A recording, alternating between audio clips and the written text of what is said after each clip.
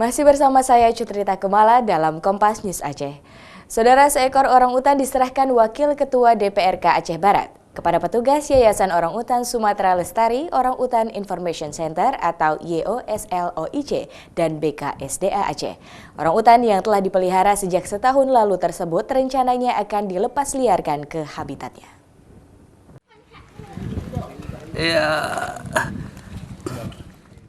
Orang utan Sumatera berjenis kelamin jantan yang diperkirakan berusia 16 bulan ini telah dipelihara Kamarudin, Wakil Ketua DPRK Aceh Barat di rumahnya di Desa Dirindrampak, Kecamatan Johan Pahlawan, Aceh Barat.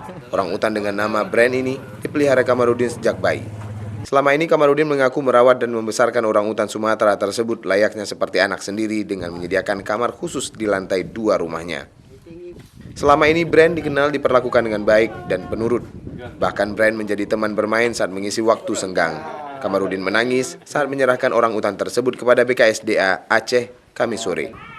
Kamarudin mengaku mendapatkan bayi orang utan dari salah seorang warga Nagan Raya. Orang utan tersebut ditemukan di kawasan hutan Semanyam, Kecamatan Sukamakmu, Nagan Raya pada saat terjadi kebakaran hutan setahun lalu.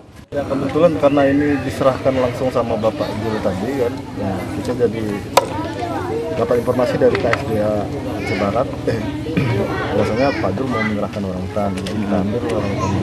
Iya. Nah, ini kita bawa ke Batu Belin untuk dikarantina. Di mana? Di mana tuh Pak? Karantinanya SCP di Batu Belin sebelahnya. Kadang-kadang dia nggak bisa tidur, saya kasih keluar ya.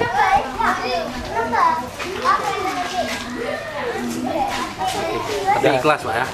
Ikhlas lah. Ikhlas ya?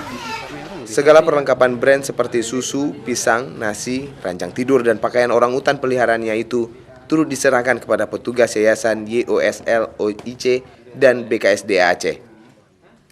Setelah diserahkan kepada petugas, orang utan ini langsung dibawa ke tempat penangkaran orang utan di Sibolangit, Sumatera Utara. Untuk sementara, orang utan ini akan dikarantina dan selanjutnya akan dilepas liarkan ke habitatnya. Teguh Umar, Kompas TV, Melabu.